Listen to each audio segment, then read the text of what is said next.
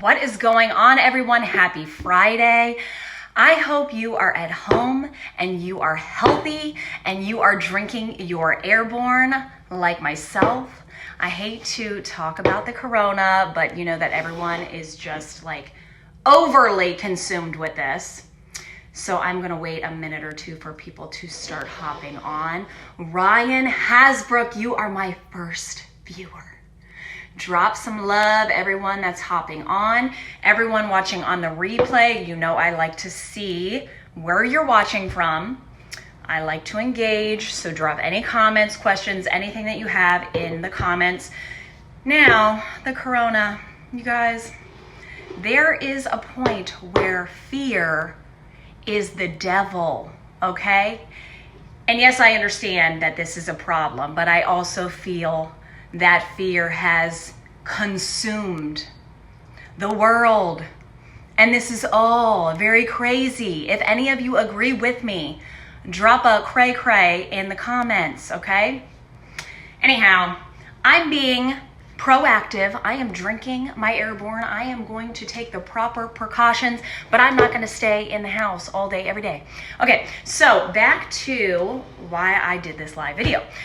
I get the question all the time, how important is that post-workout window? So, you know, if you're in the weightlifting world or fitness world in general, you always hear and you have always heard this 30-minute period after you're done working out, but especially lifting weights, because it all comes down to protein synthesis. When you're working out, we're tearing down the muscle fibers, and it makes sense that you would think that you need protein within 30 minutes post-workout or as fast as you can after your workout to rebuild the muscles, right? It makes sense. And I've kind of debunked a lot of things just through trial and error and from studying, but myself personally, you guys know that I'm a huge intermittent fasting advocate. I have been doing it for some time. And I also kind of did the vegan lifestyle for many reasons, but one of which being I wanted to be able to maintain muscle mass and prove to people that you do not need meat or animal products to do it. So I think I'm doing a decent job at that. But with the intermittent fasting, a lot of times I don't eat my first meal until maybe 12, sometimes 1 p.m. My workouts can be as early as 6 a.m. So I don't eat anything, let alone protein, and that's not even sipping on aminos. I have never, if any of you are even curious, I myself do not do supplementation very often. I've never purchased aminos. So BCAAs that you hear people like, oh, I sip on BCAAs. I myself have never needed it. I've never done that. So that's something that a lot of people think, oh, if I'm doing intermittent fasting, I can still sip on aminos. I don't do that, okay? So what I'm trying to say is that I can go 5-6 hours post weight training without any food, without any protein, and my muscle mass has pretty much maintained for 2 years. I mean, I pretty much maintained it for year after year, but doing this intermittent fasting and not doing, you know, the 30-minute protein immediately after I work out, and I've still maintained. Okay, so the science to back this up, there was a study done by the Department of Kinesiology at the University of Ontario, or there was a section, an area in Ontario. So a university study that proved that protein synthesis, and I have notes here because I want to be accurate with giving you the accurate statistics and numbers. So 4 hours post weight training or post exercise, this is 4 hours post, you had a 50% increase in protein synthesis, okay? So drop some love in the comments, you guys that are watching. If you have any questions, again, put it in there. I'll answer later. 24 hours later, there was 109% increase in protein synthesis, okay? So that's what the goal is, right? Is to have the highest increase.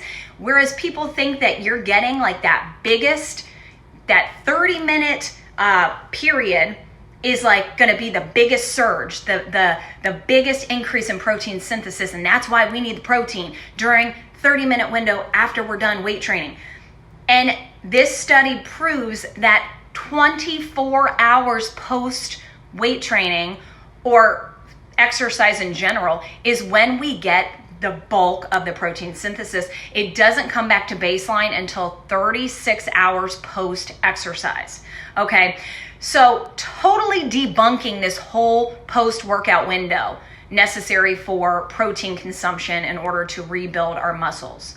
And I know that's kind of like a whoa for those of you that have not heard this debunked before.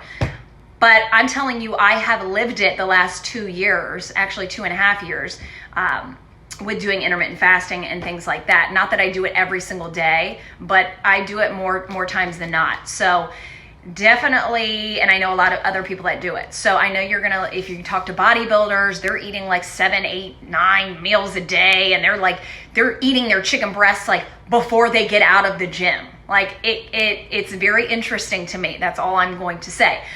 Now, different people, different goals, okay? So yes, if you're trying to build, then you need to consume a little bit more. And so you need to look at the overall picture.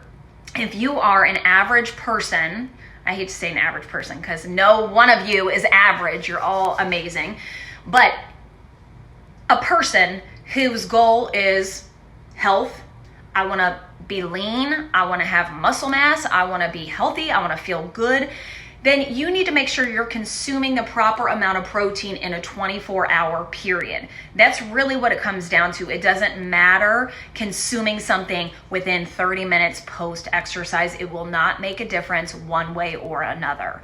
So that's pretty much what I wanted to stress the importance of, is that if your goal is just to look good, to feel good, to be healthy, and to live a long, healthy, happy life, don't stress, don't overthink it.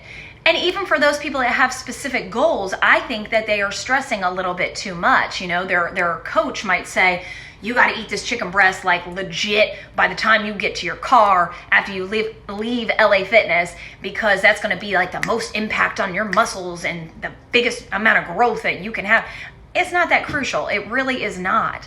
So, and a lot of people might beg to differ with me, and that's fine. I would like to see the science that can prove all, you know, the extensiveness that goes into like the specific time frame after you're done working out, okay?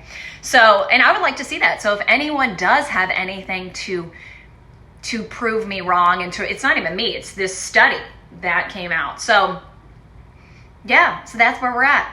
So I want to know what you guys are doing about this corona. Like what are your thoughts? Are you just thinking like chill out, people? Or are you like, I'm canceling all my plans? Because to be honest with you, Kelly and I had we had the trip of a lifetime plan. Let me tell you, it was only a weekend getaway, but we ended up canceling, you guys, just because we did not know what the airlines were going to do. We didn't want to get stuck out there. No way to get home.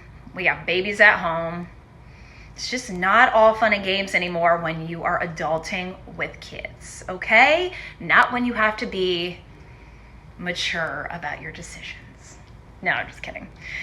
All right, everyone, I'm done rambling. I hope you have a fantastic day. Again, if any of you are looking for any coaching, nutrition-wise, exercise-wise, if you want to do online, if you want to do in-person, my in-person is limited, but we can make it work if our schedules complement. So drop some love in the comments. Thank you for watching once again, and be safe and take your zinc.